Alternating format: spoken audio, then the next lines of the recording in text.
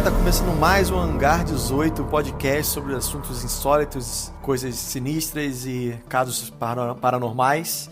Eu sou o Cristiano Zoucas, aqui ao meu lado o Fernando Rivas. E aí, Zoucas? Tranquilidade? Belezinha? Tranquilo, eu tô feliz porque essa semana chegaram as minhas revistas lá que eu comprei da década de 60. Lembra E 50, né? Tem muito variante mais antiga ainda. É, isso aí, tem 50 anos as revistas de ufologia. Eu tinha uma quando era garoto lá no Brasil. E, por sorte, eu encontrei, cara, numa loja virtual aí de quadrinho. Sobre o que é? Era sobre casos ufológicos, né? São casos ufológicos que, na década de 60, eles transformavam em revista em quadrinho. E tinha ilustração lá. É meio bizarro olhar hoje em dia pela estética e tal, mas é, muito legal, cara. Maneira. Você tem que procurar o caso do Vilas Boas, que também tem quadrinho. Só que é um quadrinho francês. E o desenho é bem legal. Pois é, se bobear tem na Amazon. Que tem aquela cena clássica. Um dia a gente vai falar do caso do Vilas Boas, mas só pra fechar, tem uma cena clássica do quadrinho, que na verdade veio do caso do Vilas Boas, que é a extraterrestre aponta pra barriga e aponta pro céu, assim, como se ela fosse ter um filho das estrelas. Eu tenho que revisitar esse caso aí, tem muito tempo que eu li sobre. É bem legal. Não lembro de muita coisa. Mas aí, sobre o que a gente vai falar hoje? Hoje tem um áudio de um ouvinte, né? Isso. Lá do Rio de Janeiro, que a gente vai ouvir daqui a pouco. Vamos falar sobre... Primeiro vamos chutar o áudio dele, a gente dá umas parecer, mas hoje o nosso assunto vai ser um dos casos mais importantes da ufologia brasileira. É engraçado que a gente sempre fala que é um dos casos mais importantes da ufologia, como se não já tivesse vários, mas esse acho que é realmente muito importante, porque o primeiro que é no Rio de Janeiro, né? E é um caso que não teve solução, não teve fim, né? O anterior que a gente viu, da caso Sintra, foi o que aquela senhora viu. E ela falou que ela viu. Sim. Só que esse não tem um fim, a gente não sabe o que aconteceu. Até hoje está aberto. Eu diria que esse é um caso mais do insólito, né? Porque se você analisar friamente, não tem coisas que ligam à ufologia de fato, é pouca coisa, né? Tem algumas coisas, mas a gente não sabe exatamente se foi ou não, né? Sim. Pode ser, aquele negócio pode ser. Sim. Bom, vamos começar então. Primeiro vamos chutar o áudio do João. Fala aí, João, o que aconteceu com você, cara? Conta pra gente. Fala galera, meu nome é João, eu sou de Nova Iguaçu, Rio de Janeiro, eu tenho 27 anos e a minha história, ela aconteceu, na verdade eu tenho duas histórias e uma delas aconteceu comigo alguns anos atrás, eu tinha mais ou menos uns 20 anos de idade e ela aconteceu na minha casa. Na época o meu quarto era o único, além do quarto dos meus pais, que tinha um ar-condicionado. Então era verão e a minha irmã dormia no mesmo quarto que eu, por conta disso. Ela dormia numa cama no chão e eu dormia na minha cama. E essa minha cama, ela ficava com a cabeceira virada exatamente embaixo da janela do meu quarto, que dava para uma área atrás da nossa casa. E essa área ela só podia ser acessada por dentro da casa. Não tinha como você entrar nessa área sem passar por dentro da casa. Beleza. E nessa área tinha uma escada que levava para o segundo andar, que era onde ficava o quarto dos meus pais. Eu estava indo dormir, minha irmã já estava deitada. E uma tia minha, irmã do meu pai, estava passando a semana lá em casa, porque para chegar no trabalho para ela era mais fácil. O ônibus passava na esquina da minha casa, enfim. E aí ela tava dormindo no mesmo quarto que eu e a minha irmã. Quando eu deitei pra dormir, deu mais ou menos uns 15 minutos, eu ainda tava naquele sono, acho que é o sono REM, né? Que você tá entre dormindo e entre acordado, enfim.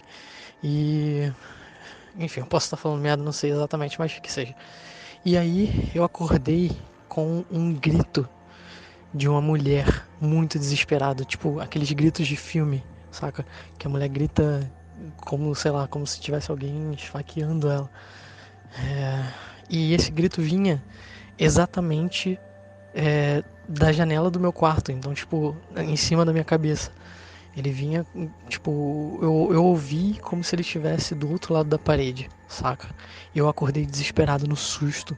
Eu levantei tão bruscamente que a minha irmã e a minha tia acordaram, perguntaram o que aconteceu, e eu Eu olhei pra cara delas e falei, gente, vocês não ouviram? Não é possível que tenha sido um sonho, foi muito real. E aí elas, não, vocês não ouvi nada. E aí eu, caralho, porra, que bom, é só um sonho. Mas as minhas cachorras, eu tinha 2 cadelinhas, e elas estavam latindo muito, muito. Tipo, não é possível que elas tenham escutado eu levantando bruscamente da minha cama. E eu fui ver o que era. Elas ficavam nessa áreazinha, e eu liguei a luz da área pra ver o que tinha acontecido, e não tinha nada, além das cachorras latindo. Aí eu, porra, deve ter sido alguma coisa bizarra, não sei. Eu sou meio cético com essas paradas. Quer dizer, eu era até o que acontece agora. Eu liguei a luz, vi que não tinha nada. Eu, porra, foi só um sonho, graças a Deus. Minha tia não viu, minha irmã não viu, então, sei lá. Nesse momento que eu pensei isso, a luz da escada do quarto do meu pai e da minha mãe acendem lá em cima.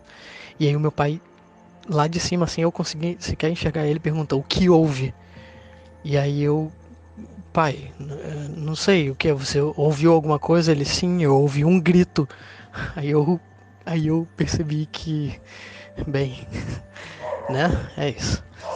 E depois eu passei a noite sem dormir, meu pai desceu, a gente ficou vendo televisão. Foi uma noite complicada de pregar à vista. O outro acontecimento foi com o meu pai. Isso eu lembro perfeitamente o que aconteceu, o dia exato. Não lembro o ano, mas foi no Dia dos Mortos. Eu estava jogando videogame na sala, era tipo de madrugada. E o meu pai, ele costumava fumar aqui na avenida da minha casa, né, numa vila. E os portões dessa vila, eles ligam uma rua à outra. E essa vila é fechada por portões de grade. Então você consegue ver tudo que está acontecendo na rua, e as pessoas conseguem ver de uma rua para outra através desses portões, enfim. Meu pai costumava andar por essa vila fumando e tal, pensando na vida. E eu tô jogando videogame e meu pai entra com a cara branca. E eu pergunto, pai, o que houve? E ele diz que ele viu, isso era, eu não lembro exatamente, mas provavelmente era entre 2 e 3 horas da manhã. Ele viu um senhor passando na rua.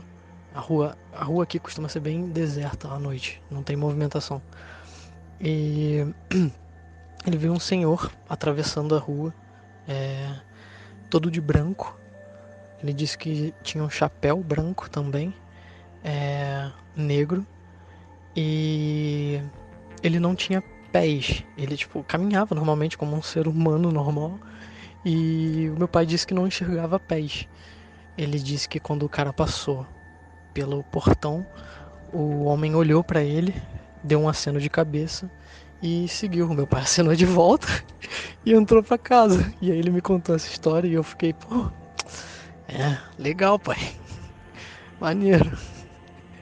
E é isso. O meu pai, ele tem várias outras histórias, mas eu acho que seria melhor ele contando. Ele é uma pessoa muito sensitiva, então eu não tenho motivos para duvidar dos acontecimentos do meu pai. Ele não tem razão para mentir, ele não tem motivação para mentir sobre essas coisas, então pelo menos eu acredito bastante nessas histórias que ele já me contou, inclusive nessa. É isso, valeu galera, um abraço. E aí, o que você achou da história do João? Cara, então, só pra relembrar aqui uma coisa que a gente já vem falando. A gente, a princípio, quer falar de ufologia, mas a gente vai abranger outras coisas também, né? E os casos do João, que ele mandou, as 2 histórias aí, não necessariamente tem a ver com ufologia, mas são casos que podem ser considerados paranormais ou do insólito, enfim. Cara, eu achei, assim, que provavelmente o pai dele é uma pessoa sensitiva, né? Que deve ter alguma sensibilidade, talvez ele também tenha. Pode ser. E não saiba, né?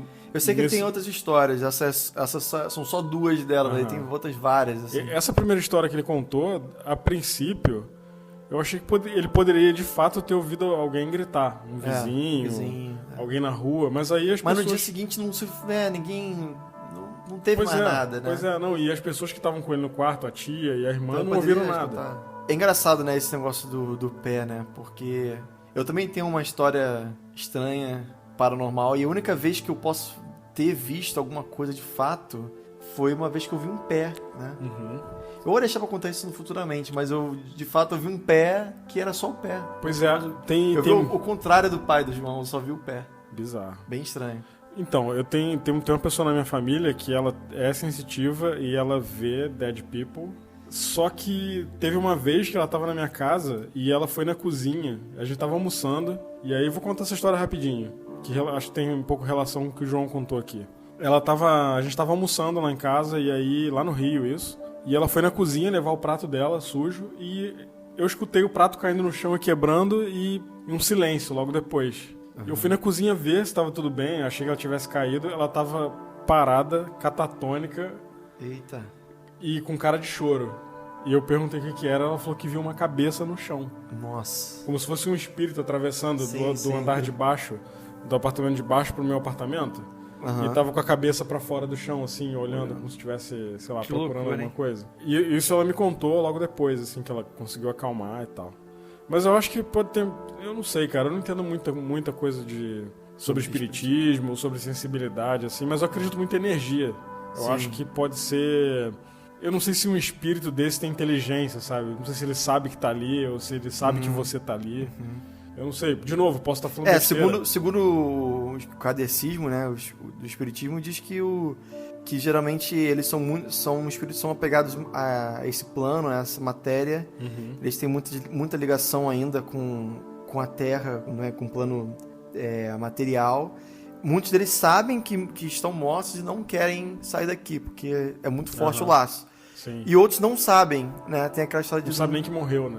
Por exemplo. Então, é estranho. Ainda mais sendo só a cabeça. Vai saber, né? Não, tinha o corpo, só que o corpo tava pra dentro do chão, assim. Tava como se estivesse atravessando, sabe? O meu caso foi parecido porque a minha esposa tava tomando banho e eu tava indo no andar de baixo lavando louça, alguma coisa assim. E aí eu vi que ela saiu do quarto, ela colocou o pé na escada e a escada era vazada, então eu conseguia ver quando a pessoa tava descendo.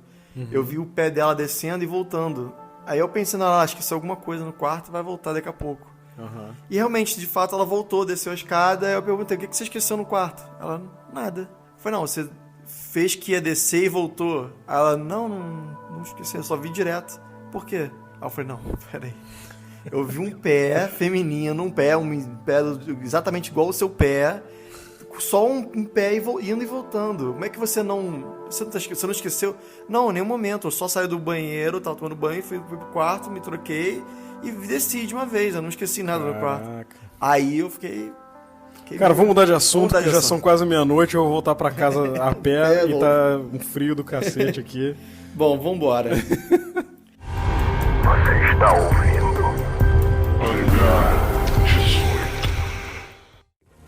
Onde o fato que vamos narrar aconteceu. 2 amigos foram encontrados mortos no alto de um morro em Niterói. Ao lado dos corpos, já em estado de decomposição, a polícia achou 2 misteriosas máscaras de chumbo. O vasto processo sobre o caso diz que ninguém viu o que aconteceu. Ninguém sabe até hoje como os 2 amigos morreram e o que significam as 2 máscaras de chumbo. Acho que tudo começou lá em Niterói, lógico, né, no dia chuvoso, né? Isso, 20 de agosto de 1966. E acho que começou com a dona Gracinda e seus 2 filhos, 3 filhos. Quando eles estavam voltando para casa e olharam por cima do Morro do Vintém, que hoje em dia não é Morro do Vintém, é tipo Morro de São Lourenço, uma coisa assim. Essas luzes. E ela diz que viu realmente uma bola de fogo. Objeto ovoide, né? Foi que ela saindo uma luz e tal. Cara, a primeira vez que eu soube desse caso foi através de um livro que eu tinha chamado OVNI e as Civilizações Extraterrestres. Eu não lembro o nome do autor, porque é um livro muito antigo. Eu emprestei pra alguém esse livro e nunca mais tive de volta.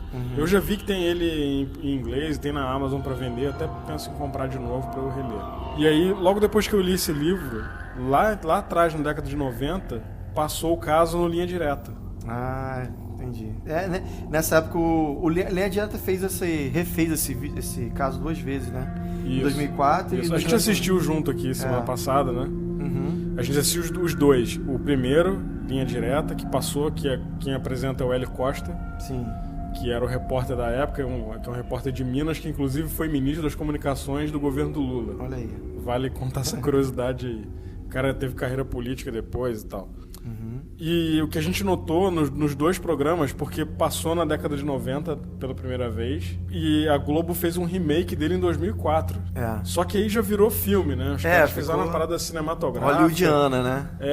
Encheram um pouco a linguiça também e trouxeram alguma coisa que não tinha no outro. Porque eu acho que o caso dessa moça que avistou o objeto ovoide com a filha no carro... Uhum. Tinha mais alguém com ela ou era só a filha? Não, acho que eram 3 filhos. Acho que eram 2 meninos. Eu sei que a filha dela ainda lembra dessa situação até hoje. De ter visto esse objeto e saiu na época na mídia, no jornal e tal, mídia impressa. Foi alguma coisa que aconteceu no final dos anos 60. Teve essa onda. A gente já falou do caso anterior, era também nos anos 60. Uhum. 66, 67, foi uma época assim de explosão de casos ufológicos no Brasil. Acho que um dos maiores casos ufológicos, tirando Varginha e depois Chupacabra, que foi nos anos 90 e tal. Isso. Varginha foi em 97. 96. 96. Né? Mas assim, continuando sobre o caso, aconteceu isso de noite, foi uma noite que tava uma tempestade, né? Tava uma chuva muito forte. Ela viu em cima do Morro do Vintém essa luz e tudo mais. E aí, um dia depois, tinha um menino que foi subir o morro. Foi subir o Morro do Vintém para pegar pipa. Não, antes desse foi o do passarinho, lembra? Ah, sim. Foi o menino que foi pegar passarinho. Exato. Tava caçando passarinho. Que tinha isso antigamente, né? A galera caçava passarinho. Acho que ainda tem hoje, sabia? Zona Norte. No interior deve ter, né? Não, na Zona Norte tem uma cultura muito forte de galera. Inclusive, eu lembro que quem é da Zona Norte do Rio sabe que vê uns senhorizinhos, até não precisa ser senhor não, tem gente nova, leva passarinho pra passear, vai tomar uma cerveja, bota o passarinho preso assim, pra pegar um sol, aí toma uma cerveja e tira o passarinho e volta pra casa. Então até o negócio de passarinho é muito forte no Rio. Coitado dos passarinhos. Acho que não só no Rio, né? Mas muitas partes do Brasil. Então, mas aí o que aconteceu? Aí ele foi caçar passarinho e viu os 2 corpos. Aí ele, lógico, foi assustado, saiu correndo, voltou Vale lembrar que o Morro do Vintém nessa época era um local de difícil acesso, né? Não, ainda é difícil acesso. Acho que hoje ainda é pior. Então, mas hoje parece que tem comunidade lá. Tem. Antigamente não tinha nada, era mato. Era mato. Tanto que a polícia e os bombeiros, quando foram lá resgatar era os mata corpos, fechada. tiveram dificuldade pra fazer o trabalho. Hoje em dia, eu até procurei no Google Maps, né, pra ver de cima. Como é que tá hoje em dia? Hoje em dia tem a favelinha assim, perto e tal. Tem uma comunidade que dizem que não é pacificada nem nada, é difícil acesso. É perigoso até. E lá parece em cima, que o tráfico tomou conta. E lá em cima tem torre de telefonia, de antena de... celular. E parece que eu li que acho que em 2014 teve 2 pessoas que subiram lá pra ver o lugar onde aconteceu esse caso e realmente diz que foi muito difícil chegar lá. Mas enfim, chegou esse rapaz e viu que tava caçando passarinho, viu esses 2 corpos de 2 homens e ele saiu correndo de lá, voltou e avisou pra um policial. O policial não levou a sério, ele falou, quer me sacanear, tá de brincadeira comigo. Eu, não é sério, e passou mais 2 dias. Ou seja, esses caras morreram numa quarta-feira, só foram realmente a polícia só voltou lá porque teve um outro garoto, que é o Jorge, né, que é esse sim, tava soltando pipa, e aí ele foi lá, tava passeando lá, soltando pipa, encontrou esses 2 corpos também, e aí ele avisou de novo pra polícia, aí sim a polícia veio de fato a subir o morro pra ver os corpos. Então ficou de quarta-feira até acho que domingo ou sábado, sem ninguém tocar nos corpos. Então quando a polícia chegou lá, o corpo já estava em estado de decomposição. Com aquele cheiro bonito, né? E quando a polícia chegou lá, eles acharam muito estranho o que eles viram, né? Porque eram 2 caras mortos no meio do mato, com roupa de chuva, né? Capa de chuva. Eles estavam com esses óculos de chumbo. O nome do caso é caso Máscara de Chumbo, mas na verdade é mais um óculos, né? O formato de um óculos tosco, mal feito, de chumbo. Os 2 estavam em cima de uma folha de pindoba, que é que pelo que a gente leu, como se fosse uma cama, né? Uma cama dessa folha. Pindoba parece uma folha de palmeira, assim, um pouco, né? E vale lembrar que as folhas estavam cortadas certinhas. Tava um corte perfeito. Corte de faca, e não acharam faca na cena. Pois é. Esse é mega estranho, o que leva a crer que tinha talvez uma terceira pessoa que ninguém sabe. Nem a polícia sabe até hoje, né? Aí junto dos corpos tinha um óculos, né, de grau, assim, com um anel preso na haste, que dava a entender que era um anel de um deles. Eles tiraram uma aliança, né? Uma aliança, que eu acho que ele botou dentro da haste pra não perder a aliança. Eu vou botar no mato. Agora, as máscaras não estavam no rosto deles, estavam na mão, né?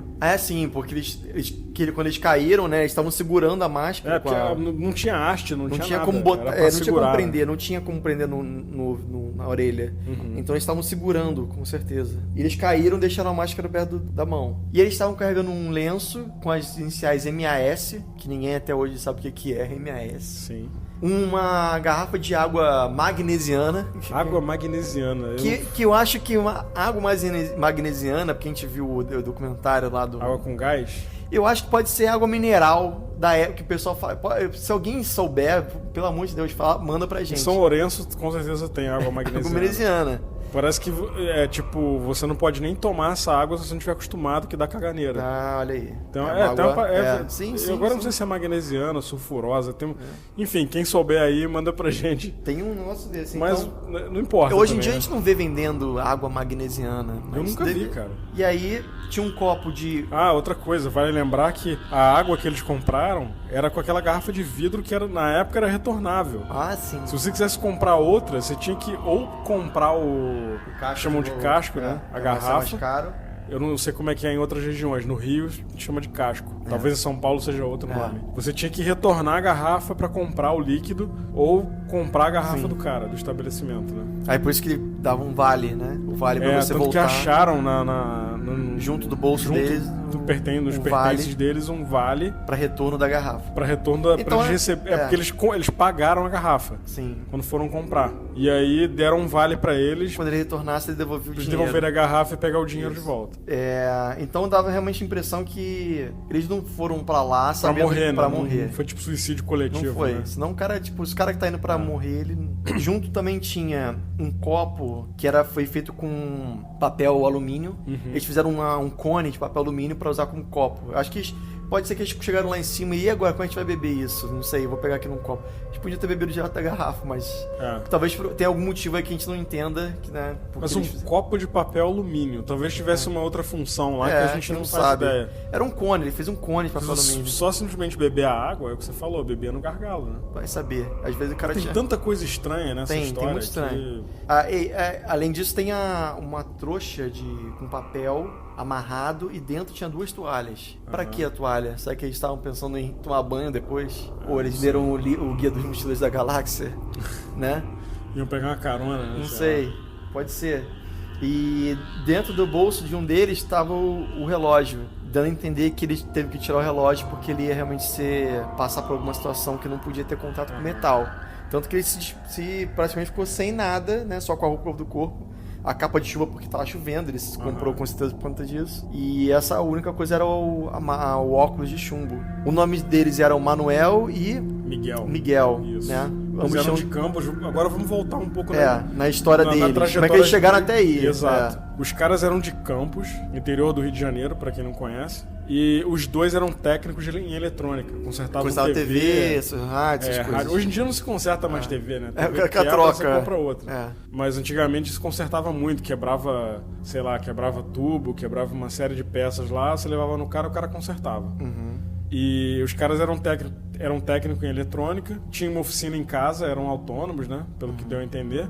E os dois saíram de casa dizendo para as esposas que eles iam para São Paulo comprar um carro. E peças para material para oficina. Que aí peça de TV, peça de eletrônica para oficina. Essa foi a história que eles contaram. Um deles, eu não me lembro qual dos dois, eu acho que era o Miguel, tinha um dinheiro guardado, que era, na época, era, sei lá, 1 milhão e pouco. É complicado dizer por causa da conversão da época, né? Na época era cruzeiro. Pelo que eu li, seria mais ou menos equivalente a $68. Uma coisa assim. $68. Eu sei que o dinheiro que encontraram com eles quando eles estavam mortos foi o equivalente a R$200 hoje. Acho que era 120 cruzeiros, alguma coisa assim. Eu não me lembro muito certos valores. Então acho que era isso, $68. Que você transformar hoje em dia dá mais ou menos 200 e pouco. Mas assim, pra ter ideia, a gente não vai ficar fazendo conversão de moeda aqui, mas pra ter ideia, o dinheiro que eles levaram dava pra comprar um carro, por exemplo. Sim, na época. Na época. Na época. E realmente eles enganaram a família inteira, falando que eles iam, né, pra São Paulo. Isso. Inclusive, quando eles estavam saindo da rodoviária de Campos, veio uma sobrinha, uma parente. Agora, isso mostrou no Linha Direta novo. Novo, sim. Entre aspas, né? Que já o tem mais 2004. 10 anos, 2004. No remake, porque esse dado não tinha quando apresentaram o caso pela primeira vez no Linha Direta. E até vale uma curiosidade aqui. Lá na década de 90, o Linha Direta tinha um telefone pra você ligar. Pra caso você tivesse alguma informação. Mano, no 2004 também. Também tinha? Também. Mas alguém liga, será? Acho que sim, porque eu lembro que eu acompanhava o Linha Direta e vinha assim, vocês ajudaram a captura, a solucionar o caso. Eles denunciavam o fugitivo, isso, né? Tal. Enfim, voltando. E aí, os caras, ao invés de ir pra São Paulo, foram pra rodoviária lá de Campos e compraram uma passagem pra Niterói. E aí, quando o ônibus estava quase saindo lá da rodoviária, a sobrinha de um deles viu eles no ônibus e foi falar com eles. E aí ele falou assim, acho que foi o Miguel, falou assim, a gente tá indo fazer uma viagem aqui. É Miguel e Emanuel? Miguel e Emanuel. A gente tá indo fazer uma viagem e quero descobrir se esse papo de espiritismo é real ou não. É real ou não. Foi só isso que ele falou pra ela, não disse nem pra onde estava indo. Sim. E aí já sabia, acho que a família toda sabia que eles dois já estavam por dentro. Os caras já eram envolvidos com essa questão de espiritismo, ufologia. Eu já li até sobre eles, sobre o caso, dizendo gente se referindo a eles como ufólogos, amadores, né? Na época. E eu acredito que eles misturavam ufologia com espiritismo. Que é aquela linha que eu te falei até alguns podcasts atrás, falando que é a ufologia holística, né? Sim.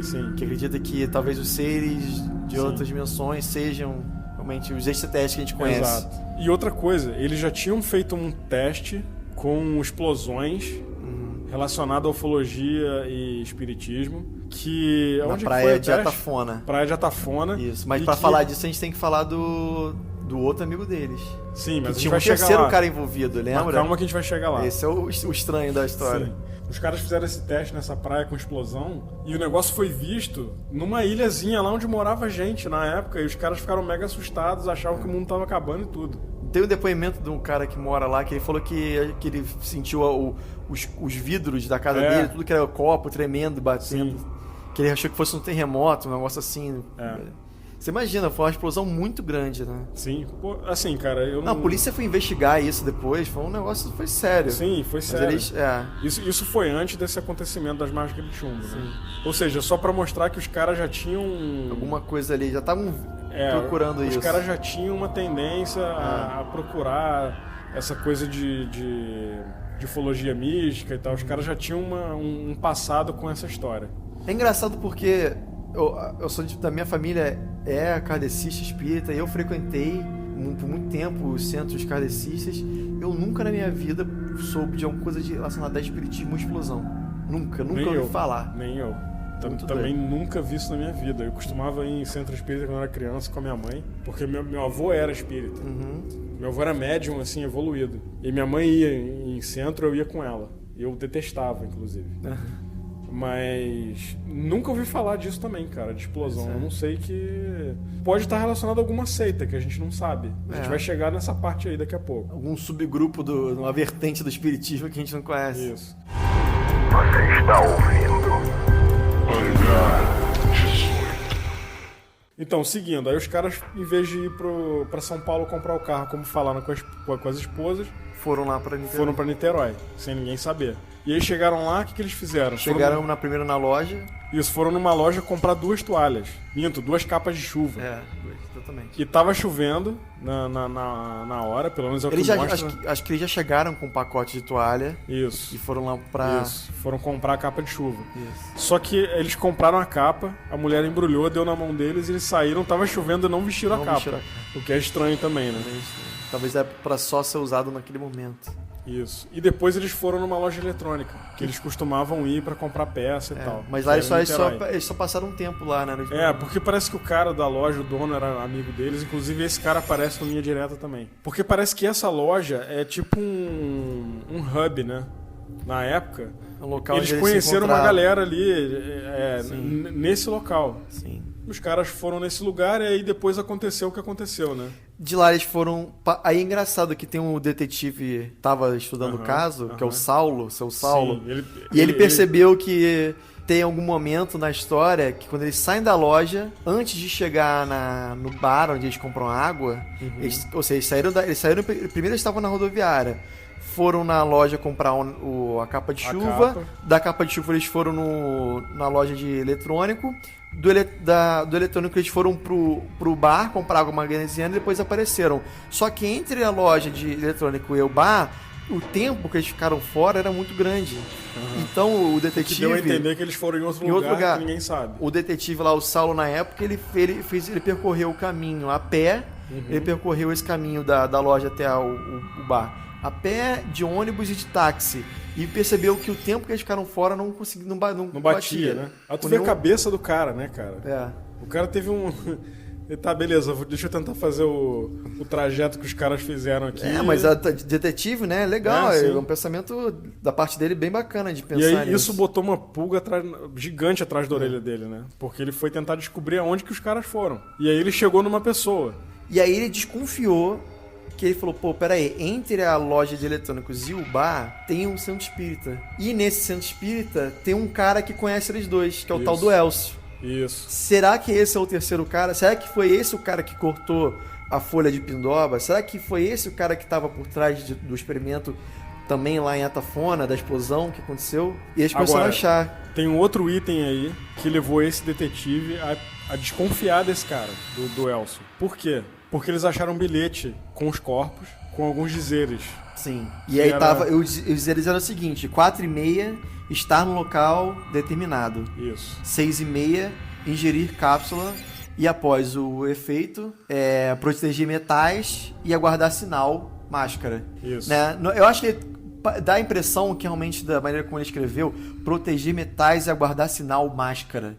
Parece que ele tava, tipo, anotando meio com pressa, alguém ditando. Sim. Quem escreve guardar sinal, máscara? E aí, né? eles chegaram nesse Elcio, eles desconfiaram, porque esse tipo de vocabulário na época não era usado por pessoas comuns. Não, com certeza cápsula. não. Ninguém falava, tô doente, vou tomar uma cápsula. Falava, vou tomar um remédio. Vou tomar um remédio, um comprimido. Após efeito, proteger metais e aguardar sinal. E aí, sinal também é outra palavra que é da homeopatia, que significa... o efeito do medicamento. Efeito né? colateral, né? Não, é o efeito do remédio. Você toma um remédio, você espera o sinal. Sim. Né? O resultante. E aí, por que ele chegou no Elcio? Porque o Elcio tinha esse centro espírita lá, que mexia com esse lado... De cura, de parapsicologia. E o cara era médico homeopata. Olha aí. Então era bem do vocabulário dele, né? Agora, o que a gente até comentou, depois que a gente viu os episódios, a polícia não foi nesse cara interrogar ou... assim, tentar descobrir alguma coisa, porque eles não citaram nada desse cara além disso. Pois é, esse cara era um suspeito, mas parece que a polícia depois viu que não poderia ser ele, pelo que ele falou e tal. Teve um outro cara que alguns anos depois falou que ele era o cara que matou. Ele estava preso, era um cara que foi preso, já tinha sido preso. E aí, quando surgiu esse caso, esse cara falou, não, fui eu que matei. E aí pegaram... esse cara... Sim, aí esse cara saiu, pegaram ele, tiraram ele da prisão para interrogar ele e viram que o que ele falava não batia com o que tinha acontecido. Então esse cara tava mentindo. Olha que loucura, ele tava mentindo para continuar preso. Muito louco. Loucura. Muito louco. Ele queria se tentar, de alguma maneira... É uma história muito estranha que aconteceu, mas foi só um parênteses aí dentro dessa história. Mas realmente tem esse tal do Elcio. E aí é engraçado que a gente viu o depoimento do irmão do Miguel, do Manuel, irmão do Manuel, que é aquele senhorzinho, que ele falou que no começo ele realmente achou que fosse esse tal de Elcio. Mas depois de um tempo ele, não pode ser ele, não é. Só que aí o que acontece? Voltando ao que eu comentei de que a loja de eletrônico era um hub, eles conheceram o tal do Elcio nessa loja. Que também era lá em Niterói. Provavelmente deve ter sido aquela coisa de você vai num lugar, aí tem alguém cara conversando, você começa a conversar também. Não, porque o tal do Elcio, ele também mexia com eletrônica. E aí lá ele tava indo comprar alguma coisa, conheceu lá os dois, e começou a conversar, e papo vai, papo vem. Certamente introduziu esse tipo de coisa na vida dos caras, os caras ficaram... Tem um outro caso parecido com esse da da Máscara de Ferro, que não tem máscara envolvida, mas é parecido, que foi um cara que também consertava televisão. Olha que loucura. O cara consertava televisão e ele achou, ele também estava metido no meio ufológico, ele achou que ele conseguiria de alguma forma captar sinais da televisão na sua mente. Então ele foi pra, eu não lembro agora qual era a cidade, nem se foi no Rio de Janeiro, mas ele foi pra cima de um morro e ficou lá em cima do morro com uma antena, segurando uma antena, uma coisa assim, esperando o sinal acontecer. Só que estranhamente ele também morreu. É bem estranho, né? Então, e é uma história parecida, porque também tem a ver com eletrônica, também tem a ver com subir o morro pra ver alguma coisa. Mas aí parece que o Manuel e o Miguel, eles tinham um livro que eles estavam lendo, que era sobre, agora eu não lembro não, mas é sobre um pouco de Marte, né? Sobre seres de Marte, uma coisa assim. Sim. E aí nesse livro tem algumas coisas falando sobre você, para você aumentar a possibilidade de você conseguir conversar com esses seres através da telepatia, você tem que estar preparado fisicamente e mentalmente. Então, como fazer isso? Através da tal da psigama e da hiperestesia.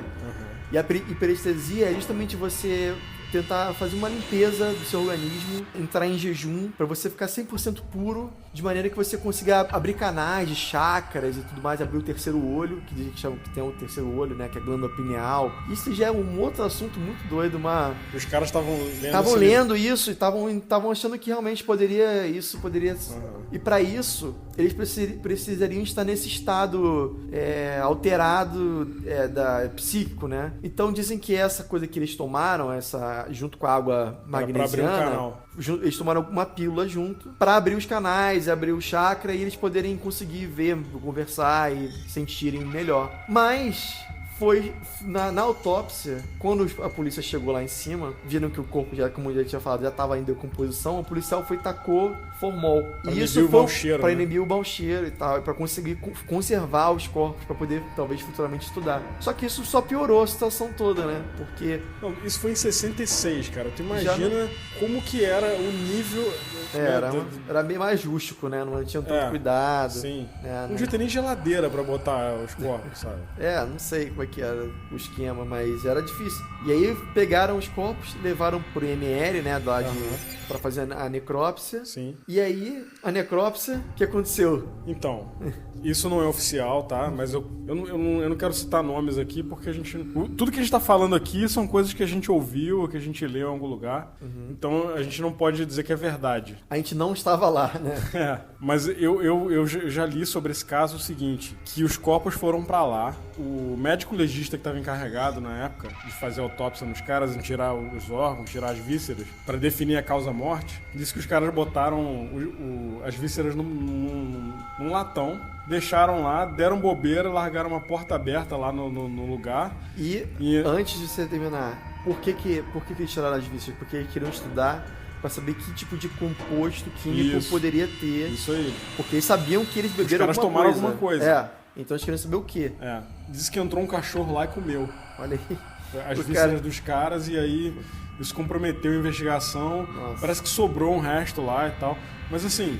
Essa parte da necrópsia toda foi uma bagunça, uma zona, E aí o laudo parece que foi raspado. Tava rasurado. Rasurado porque o laudo de autópsia dos caras foi rasurado. O cara não queria colocar o nome dele porque ele percebeu que tava uma porcalhada, que foi um trabalho muito mal feito. Nem ele quis colocar o nome dele. E ele colocou o nome de um cara, de um outro perito que já tinha morrido. Olha isso. Brasil. Então, Brasil já, nos anos 60 já tava... E aí acontece que... Agora, a gente não sabe se o cara não quis botar porque é uma parada muito cabeluda, ou se porque realmente foi a zona que aconteceu, o cara não quis assumir. Ficou parecendo que ele realmente fez uma besteira e não quis assumir. Mas esse lance dos cachorros que eu tô comentando, ninguém falou lá. Isso é uma informação que você descobriu. Isso não foi dito, eles disseram que foi... Assim, que foi inconclusivo, botaram a culpa no formol e tal, que usaram na hora lá. E vale lembrar que esse caso tem alguns personagens ali, né? Tem esse cara, o Saulo, o detetive. O Saulo, que é o detetive, que na época tinha lá toda a polícia atrás dele pressionando pro cara resolver o caso, que não teve solução até hoje. Sim. O cara, nem sei se ele tá vivo, ele já tava... Eu acho que... no Linha Direta de 2004 ele já era tava bem senhorzinho, velhinho, sabe? já era senhorzinho. Ele devia ter, sei lá, seus 70 e poucos anos ou mais. Sim. Tem o Mário Dias, o jornalista. Tem o Mário Dias, que eu acho que tá vivo ainda, que é um cara que na época ele achava que foi assassinato de gente aqui da Terra. Da Terra. Ele nem cogitava falar que foi um caso ufológico ou paranormal. Mas hoje eu acho que ele tem outra... Se ele estiver vivo, ele tem outra visão, porque essa situação não teve conclusão até hoje. Conclusão. E aí, pra piorar a situação, se você pegar o boletim, as coisas hoje em dia, você vê que não tem mais nada. Não tem. Foi isso que você viu? Que você...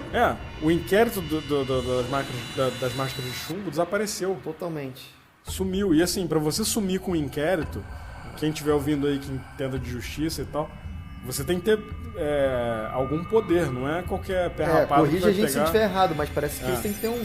Você não é simplesmente qualquer um chega lá e, por favor, me dá o... Sim. Né, me dá que eu vou levar pra casa. Sim. Né? E um outro fato estranho, nesse caso aí, porque tudo nesse caso é estranho.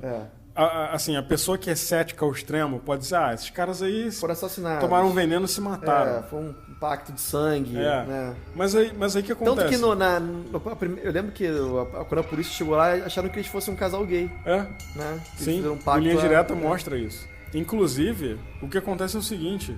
Aonde os caras foram encontrados mortos, não cresceu mais nada lá. Isso exatamente. Mas quem fez essa descoberta foi nos anos 90, com a vinda do Jacques Vallée aqui pro Brasil, para investigar esse caso.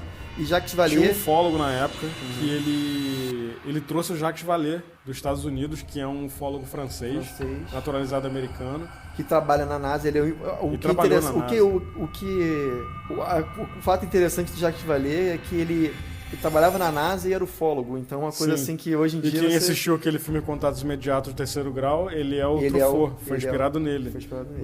O Spielberg inspirou o personagem nele. E aí ele veio aqui pro Rio de Janeiro, subiu o Morro do Vintém. Quando ele chegou lá, gente, foi uma coisa muito estranha, olha aqui. A silhueta dos dois no mato tá até hoje. O mato não cresceu. Como se tivesse sido calcinado, né? Salgado, né? Sim. Nunca mais voltou. O Saulo até comenta isso. Que foi uma coisa que deixou ele muito impressionado. Então, independente se foi pacto de sangue, independente se foi morte, ou alguém, uma terceira, o tal do Elcio matou ou não matou, o que transforma tudo, fica mais esquisito ainda é esse fato, né? Que é mais uma prova que teve algum tipo de radiação, e na época ninguém estudou. Mas talvez se tivesse pegado lá talvez tinham percebido que tinha alguma coisa mais estranha ali. Até porque o chumbo e a máscara de chumbo... Seria teoricamente para proteger os olhos de radiação. Que parece que o chumbo impede, né, a radiação. E aí, o que as pessoas hoje em dia acham que pode ter sido? Que realmente pode ter acontecido um contato, alguma coisa saiu fora do padrão e aquilo dele foi um acidente. Hoje em dia o que eu leio é que como se era para dar certo o contato e não deu. Não foi culpa nem do Manuel, do Miguel, nem desses possíveis seres, né, que entraram em contato. É o que acham. Que foi um acidente, não saiu como devia, talvez algum erro deles, alguma vírgula ali, talvez eles não tenham tomado a cápsula às 6h30, né, não sei, alguma coisa, e saiu errado. Mas o que é o mais interessante é que não tem final nenhum essa história. Não, e os corpos não tinham marca nenhuma, né? Pois não tinha marca de violência. Não tinha marca de violência, não tinha espancamento, não tinha nada. Os caras, tiro. Inclusive, fizeram exame toxicológico nos caras e não acharam nada também. Álcool ou alguma outra droga que seja. E existe uma teoria de que tem eu não sei se é uma erva ou se é um composto, eu não faço ideia. Eu li sobre isso. Que desconfiam que tem um elemento chamado cicuta, que é uma coisa usada em remédio homeopático, só que ele tem que ser... uma dose muito pequena. Uma dose muito pequena, se tiver um pouco mais de overdose, vira veneno. Entendeu? Então tem essa desconfiança de que os caras tudo na homeopatia é uma dose muito pequena. E diz até aquela frase que diz que a diferença entre remédio e veneno é a dosagem, né? Sim. Então, pode ser que eles erraram na dose. Talvez aquilo que eles tomaram fosse cicuta. Ninguém sabe, porque o nosso amigo legista fez a cagada de largar a porta aberta. Pois é, mas pode ser que o legista tenha outra tem uma outra... Talvez ele tenha descoberto, né? E aí ele não quis colocar o nome dele porque ele viu que tinha uma coisa muito mais estranha ali. Eu fico imaginando, porque o que a gente tava comentando, tem alguns personagens aí em torno dessa história. Que é o Mário Dias, que era o repórter, tem o Saulo, que era o policial, o detetive que estava investigando o caso. E aí no meio disso tudo tem a família, que não teve uma resposta até hoje. O filho dele, tem entrevista com o filho dele, ele fala, deixa quieto. Se acharem o culpado, ele tudo até bem. fala, deixa a almazinha dele lá quieto. Deixa ele lá. Mas tem esse outro, o terceiro personagem que ninguém sabe, que inclusive esse tal desse Elcio, tem uma situação onde ele subiu o morro e perguntou para as pessoas que moravam ali como é que fazia para chegar lá em cima do topo. Sim. Então assim, esse terceiro, eu não sei por que esse terceiro, esse tal do Elcio, ele não foi... Por que tiraram ele? Por que eles viram que ele não era... Pode ser que o cara tenha alguma influência, conheça alguém importante. Vai saber. Né? A gente tá falando de Brasil, então... No Brasil tem aquela história Sabe com quem tá falando? Sabe quem está falando? Assim, inclusive uma curiosidade aí que a gente não comentou. O caso das máscaras de chumbo, ele foi arquivado antes de virar um inquérito de verdade. Os caras arquivaram. Antes de tudo. Pois é. Isso nunca aconteceu. O que deixa tudo mais estranho ainda. Sim, e agora desapareceu o inquérito, não existe mais. Né? Inclusive, tem um outro caso de máscaras de chumbo no Rio de Janeiro. Eu não vou citar os nomes, até porque eu não sei. Mas foi em Grumari, na Praia da Reserva, na Barra da Tijuca. Os caras mexiam com eletrônica, eram ufólogos e foram encontrados com máscara de chumbo na praia. E também foi nos 60. Foi na década de 60, só que parece que esse caso foi abafado porque um dos caras era filho de um médico famoso no Rio. Entendi. E aí isso não veio à tona. Sim. Inclusive, Não, e só pra deixar claro que eu morava no Rio, perto da Praia da Reserva. Sim. E a gente foi algumas vezes. A Praia da Reserva tem um caminho muito sinuoso pra chegar, porque é perto ali beirando a encosta. É uma estradinha assim, bem... Ela é de mão dupla, mas os carros têm que ir devagar. Não, porque é difícil acesso, porque é uma praia de difícil acesso, não é uma praia fácil de...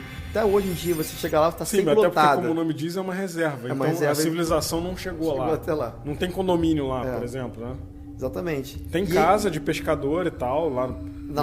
talvez lá pra dentro, mas na praia mesmo não tem. Sim. Eles queriam fazer um tempo atrás. É um lugar ermo, mas parece que a prefeitura não virou patrimônio histórico, alguma coisa desse tipo. E aí você imagina se hoje em dia já é meio ruim pra chegar lá, nos anos 60 era só uma estradinha de terra. Sim. Né? Meu pai surfava e ele não era todo mundo tinha carro, né? Meu pai carro naquela época era... um luxo, né? Não é... Anos 60 já tinha bastante carro, mas mesmo assim, pra você subir aquela encosta lá era difícil. E eu lembro meu pai falando que ele surfava em Grumari. E meu pai surfava nos 70, foi 10 anos depois ali daquela... Ele falava pra mim que Grumari era horrível de chegar. Tinha um fusquinha que subia devagarzinho, era um trânsito, a galera chegar e era só uma pista.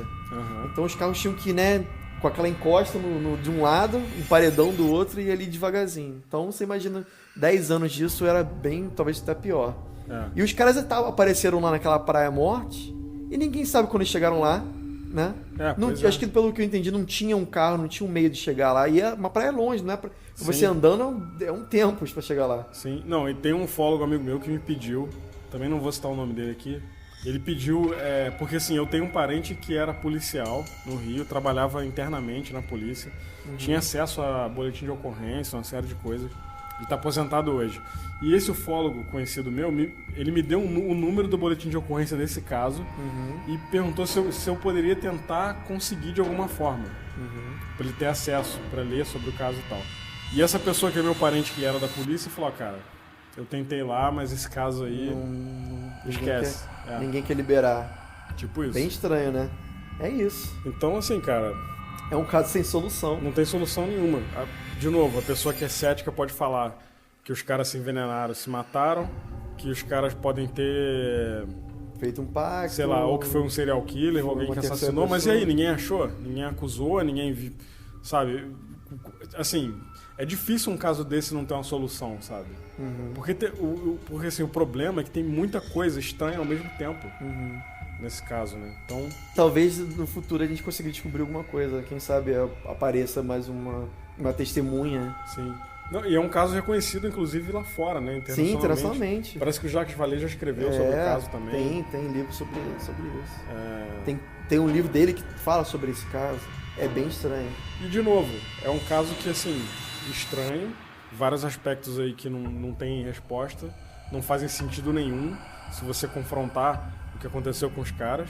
E se você parar para analisar friamente, o que liga a ufologia aí é só o fato dos caras serem interessados e a Dona Gracinda, né? E a Dona Gracinda que estava com a filha no carro e viu um objeto. Sim. Que foi mesma noite que os caras morreram. Parece que teve ligações pra polícia nesse dia. Sim. Falando que estão vendo uma luz, não sei o quê. Inclusive parece que tem um hospital ali perto do Morro do Vintém. Uhum. E as pessoas viram esse objeto voando em cima do hospital, depois em cima do morro e tal. Inclusive na época saiu, antes de acharem os caras mortos lá, saiu na imprensa falando desses avistamentos lá.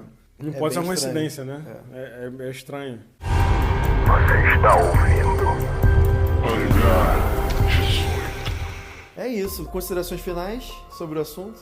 Cara, eu não sei. Não, assim, eu acho que é difícil a gente apontar alguma coisa pra esse caso, né? A parte que eu mais, assim, a teoria que eu mais acredito é que os caras realmente abriram algum portal, alguma coisa que a gente não faz ideia. E aí os caras não estavam preparados, ou... Alguma coisa mexendo com energia, né? Porque tanto que é tal da explosão, alguma coisa ligada à energia. É tipo assim, imagina você chegando numa ilha que tem um nativo lá que nunca teve contato com outros seres humanos, você tem um barco. Você tá manobrando o barco lá pra...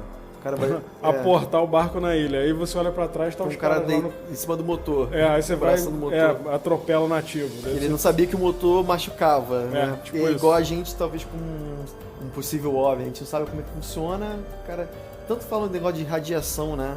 Dizem que... Eu já li falando sobre isso, que se você ver realmente um OVNI e chegar perto de você, a ideia é que você sai de lá. Porque o efeito da radiação pode causar milhões de problemas. Sim, câncer. Entre outros fatores, né?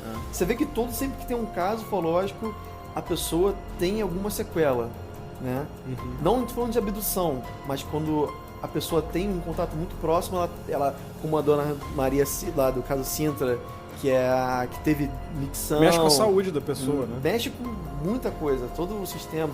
Tem o tal da luz, do chupa-chupa na Operação Prato, que as pessoas ficaram doentes. Tem o cara, eu vi uma reportagem com ele tempo atrás, um dos caras lá do Maranhão, tá até hoje com sequela, ele não consegue mexer o pescoço por causa do negócio. Então, assim, Teve difícil. gente que morreu nesse caso. Pois é. Mas parece que essas pessoas que morreram já eram hemofílicas, né? Mas esse caso do Máscara de Chumbo, e uma outra teoria também que eu acho que é plausível, é que os caras podem sim ter errado num procedimento lá e morrer envenenado, e a perícia, né? Não conseguiu apontar porque fizeram uma cagada lá. Porque talvez fizeram uma cagada, talvez porque na época a medicina não talvez conseguisse diagnosticar, né? Talvez porque o cachorro comeu. Isso que você falou aí. Parece que depois de um período que o corpo tá entrando no estado de decomposição, é uma outra maneira que se usa para analisar o material. Sim. Então parece que tem até gente especializada nisso. Sim. Enfim. É um mistério somado a vários erros humanos, né? Acho que essa é a conclusão. É um mistério, é um caso muito estranho, muito misterioso, somado ao fato de ter muitos erros humanos. Sim. Que deixa tudo ainda mais misterioso ainda, né? Sim. Então é isso, galera. Espero que vocês tenham gostado.